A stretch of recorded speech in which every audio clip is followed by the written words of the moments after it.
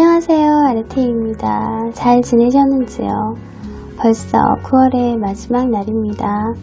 9월은 여름을 떠나보내고 가을이란 계절을 만난 탓인지 왠지 음악도 조금은 슬픈 음악을 들어야 할 것 같고 영화도 차분한 것들을 찾아서 보게 됩니다. 하염없이 하늘을 바라보다 바람에 흩날리는 코스모스를 보면 마음이 뭉클해지기도 합니다. 저만 그런가요? 나이가 드니 계절에 따라 감정의 변화가 심해지는 것 같습니다. 오늘 이야기가 있는 라디오에서 나눌 이야기는 위로가 필요한 나에게 그리고 당신에게입니다. 마음이 가라앉고 힘든 일이 있을 때 어떻게 하시나요? 먹는 것으로 해결하는 사람도 있고 아무 생각하고 싶지 않아서 잠으로 해결하는 사람도 있습니다. 또 누군가를 찾아가서 그런 힘든 마음을 쏟아내는 사람도 있습니다. 게임을 하는 사람, 음악을 듣는 사람, 책을 보는 사람도 있습니다. 위로가 필요할 때, 또 위로가 필요한 사람을 만날 때 어떻게 해야 할까요? 지금 시작합니다. 특별한 일이 없음에도 불구하고 위로가 필요하다는 신호가 올 때가 있습니다. 피곤한 것도 아닌데 몸을 누이고 싶을 때가 있습니다. 그건 몸이 피곤한 게 아니라 마음이 고단한 탓입니다. 마음을 기댈 만한 곳이 필요하다는 신호를 몸이 알아차린 것입니다. 사람의 마음이 기댈 수 있는 곳은 사람의 마음입니다. 살며시 기댈 수 있는 누군가의 마음은 위로가 필요한 사람에게 좋은 약이 됩니다. 약은 잘못 처방받으면 오히려 부작용을 일으키기도 합니다. 부작용 없이 효과를 얻으려면 정확한 처방과 알맞은 복용법이 필요합니다. 마음이 기댈 수 있게 공간을 내어주고 그 마음이 원하는 것이 무엇인지를 알아차리는 게 중요합니다. 꼰대짓하며 힘들게 하는 직장 상사를 함께 욕해 주어야 하는지, 훌쩍거리는 흐느낌을 바라만 봐야 하는지, 너덜거리는 마음을 어떤 말로 다독여 주어야 하는지, 누군가를 위로한다는 것은 쉽지 않은 일이지만 조금만 관심을 가지고 마음을 기울이면 큰 돈과 힘을 들이지 않고도 충분히 위로를 건넬 수 있습니다. 내가 그 사람이 되어보면 지금 내게 와서 마음을 기대려고 하는 사람에게 어떤 식의 위로가 필요한지를 알게 됩니다. 모든 사람을 다 이해할 수도 모든 힘듦을 안아줄 수도 없는 어쩔 수 없는 한계는 있지만 그 사람의 옆에 가까이 다가가 이해해 보려는 시도는 충분히 그 사람을 위로할 방법을 찾아낼 가능성이 큽니다. 적절한 위로를 해줄 수 있는 사람은 타인에 대한 편견이 없는 사람입니다. 그런 사람이 상대방의 입장에 서서 이해할 수 있습니다. 위로가 필요할 때 내 편에 서서 이해해주는 사람을 만나고 싶습니다. 위로가 필요한 사람에게 그의 편에 서서 그의 말을 들어주고 싶습니다. 몸이 아프지 않은데 통증이 느껴질 때가 있습니다. 마음에 생채기가 나고 상처가 깊어지면 그렇습니다. 아프면 아프다고 말할 곳이 있어야 합니다. 혼자 싸매고 다니면 골마 터지고 흉터까지 남게 됩니다. 마음의 고통으로 울고 싶을 때 같이 울어줄 눈물이 필요합니다. 그런데 상처를 조금 드러냈을 뿐인데 마치 모든 덧난 부위를 본 것처럼 앞서가는 사람이 있습니다. 위로받아야 할 사람이 오히려 위로를 건네야 하는 경우가 생겨서는 안 될 것 같습니다. 아프다는 말을 할 때 무조건 괜찮다는 말이 듣고 싶지도 않을 것 같습니다. 괜찮지 않은 상황을 말하는 중에 괜찮다는 위로를 미리 던져버리면 더 이상 말을 이을 수가 없습니다. 마음을 쏟아내고 털어버릴 수 있는 시간이 필요합니다. 어떤 일이든 그 상황에 대해 가장 잘 아는 것은 사실 본인입니다. 문제 해결의 정답과 어긋난 것을 어떻게 바로잡아야 할지도 어쩌면 당사자가 가장 정확히 알고 있을 수도 있습니다. 그럼에도 말을 하는 것은 마음을 쏟아버리기 위해서입니다. 쏟아내고 나면 후련하게 정리하고 털어버릴 수 있습니다. 그렇게 다 쏟아낸 마음은 훨씬 가벼워집니다. 대부분의 사람들이 자기의 상처를 드러내고 쏟아놓는 과정에서 치유받는다고 합니다. 사람마다 위로받는 방법은 다르겠지만 상당수가 그런 것 같습니다. 그 시간을 기다려주는 사람이 위로할 줄 아는 사람이 아닐까요? 기댈 만한 곳이 있어도 내 말을 다 쏟아낼 사람이 있어도 마음에 여전히 허기를 느낄 때가 있습니다. 위로받고 싶을 때 사람에게 기대고 쏟아놓는 것만으로는 해결되지 않는 깊은 문제들이 있습니다. 우리 마음은 하나님으로 만족하고 그분을 담는 그릇으로 지어졌기 때문입니다.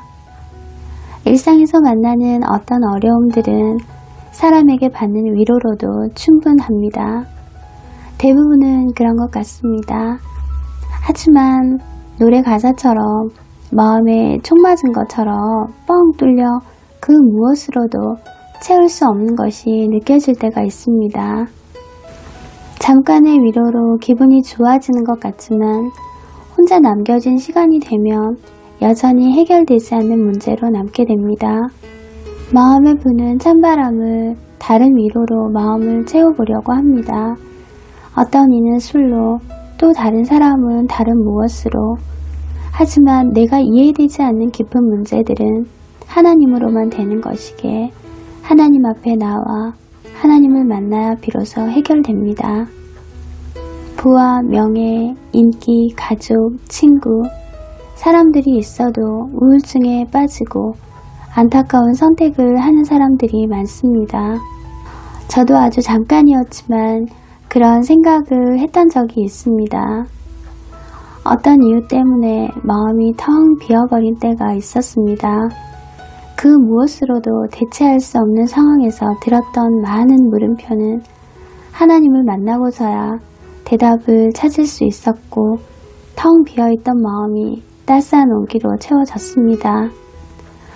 우리 마음은 하나님을 담는 그릇이라고 말씀드렸는데 위로가 필요할 때 하나님께 기대어 내 마음을 털어놓아 보시면 우리 마음이 왜 그렇게 뻥 뚫려 있었는지 또 왜 그렇게 허기져 있었는지 알게 될 것 같습니다.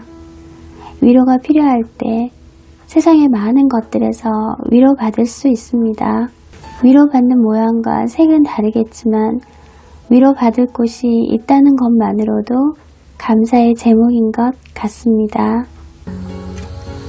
예전에 저 같은 경우는 기분이 가라앉거나 안 좋은 일이 생기면 입맛도 떨어지고 아무것도 하기 싫더라고요. 누구나 그렇겠지만 그래서 저는 밥도 안 먹고 잠을 자는 스타일이었습니다. 잠을 자는 동안에는 모든 것에서 벗어날 수 있어서 그랬던 것 같습니다. 하나님을 만나고는 예전에 잠으로 도피했던 모습과 달리 찬양을 드리고 기도하고 말씀을 보면서 내가 만난 모든 문제와 감정들을 주님께 맡기게 되었습니다. 처음에는 울면서 기도를 시작했는데 걱정과 염려는 기도가 되고 눈물은 감사가 되는 기적을 경험하게 되었습니다. 어떤 문제를 만나면 그 문제가 해결되기 전까지는 아무것도 못하는 성격이었거든요. 정말 안 좋은 성격이죠.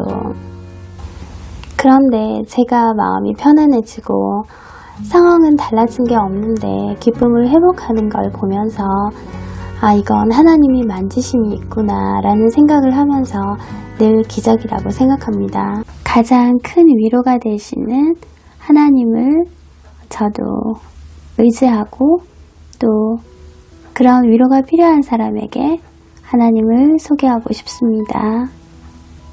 유튜브를 하다 보니 지치고 힘들다는 생각이 들 때가 있습니다. 그럴 때마다 따뜻한 말 한마디를 건네고 댓글로 귀한 흔적을 남겨주시는 유치님들로 인해 큰 위로를 또 얻고 있습니다. 귀한 유치님들 중에 또 청취자 사연 보내주신 분들 계셔서 큰 위로가 됩니다. 청취자 사연 주제가 추석이었는데 귀한 사연 보내주신 분들 계셔서 지금 소개해드리겠습니다.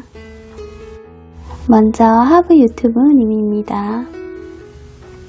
안녕하세요. 하부 유튜브입니다. 저에게 추석이라는 명절은 그냥 집에서 쉴 수 있는 휴식의 의미가 컸습니다. 저는 설 명절에만 친척들이 있는 광주나 장흥을 방문했기 때문입니다. 그런데 코로나19로 인해 작년부터는 설날에도 내려가지 않게 되었습니다.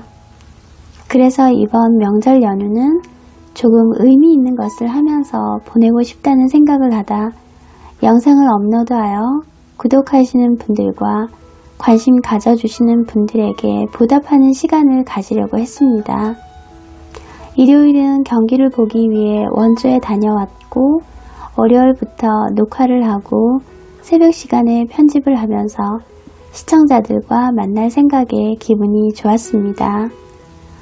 생각보다 많은 분들이 오시지는 않아서 살짝 실망도 했지만 그 시간에 함께 해주신 분들과 좋은 소통의 시간을 가질 수 있어서 휴식을 포기하고 영상을 올린 보람도 느끼고 좋았습니다.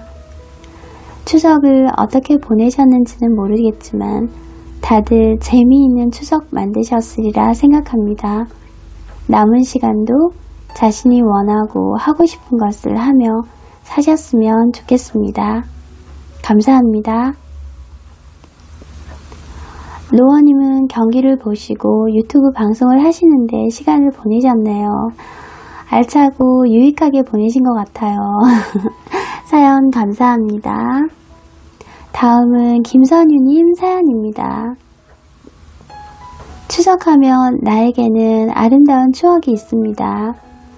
미국은 11월 25일이 추수감사절입니다.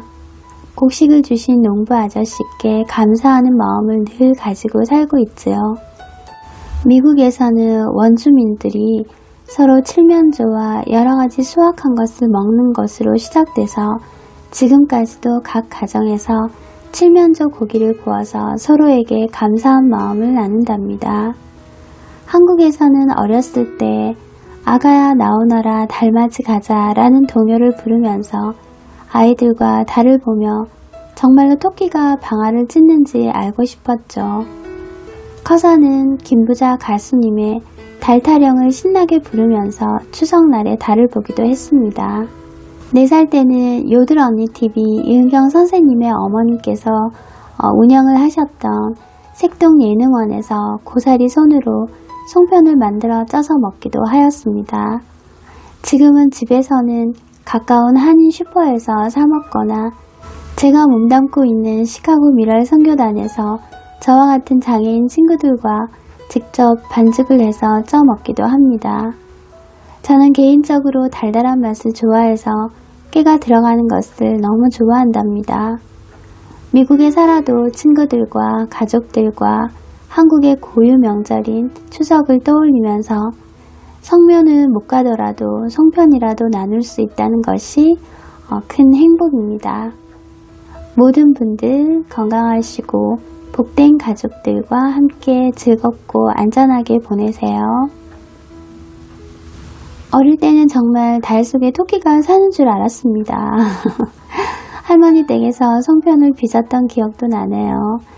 선유님 사연 덕분에 어릴 때 추억을 잠시 돌아볼 수 있어서 너무 좋았습니다. 귀한 사연 감사합니다.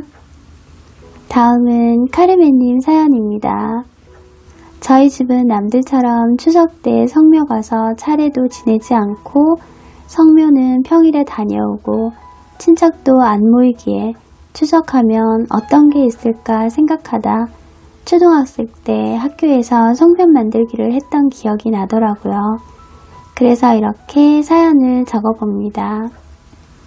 엄마가 전날 방앗간에 쌀을 갖다 주시면 저와 동생은 아침 등굣길에 방앗간에서 그 쌀가루를 챙겨서 학교로 갔어요. 그럼 각자 맡은 재료를 챙겨왔어요.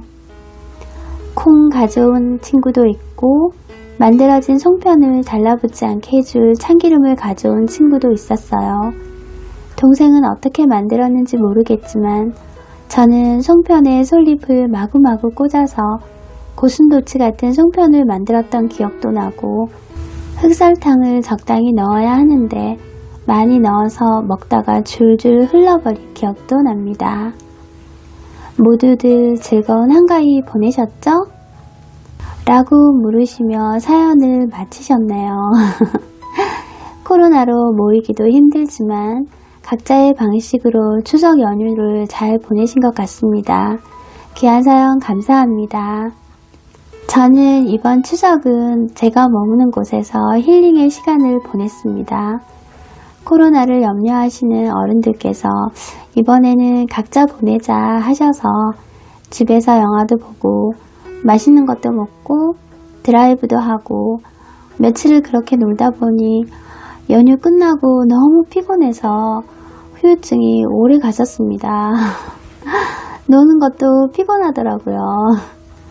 밤을 새우지는 말아야겠다는 생각을 했습니다. 예전에는 3일 밤새는 건 끄떡없이 했었는데 이제는 안 되더라고요. 다음부터는 적당히 놀아야 할 것 같습니다. 추석에 코로나로 많은 가족이 모이기 힘들기도 한데 다들 어떻게 보내시는지 궁금했었는데 사연 주셔서 또 알게 되고 추억도 나눌 수 있어서 감사합니다. 사연 보내주신 로어님, 김선유님, 카르멘님 다시 한번 감사드립니다. 청취자 사연 주제를 따로 드리지는 않겠습니다. 특별한 사연이 있으시거나 함께 나누고 싶은 이야기가 있으시면 어떤 주제든 보내주시면 감사하겠습니다. 오늘 함께 해주신 모든 분들 감사드립니다. 저는 이만 물러갑니다. 다음 주 10월에 다시 찾아뵙겠습니다. 건강하고 행복한 시간 되세요. 아리태였습니다.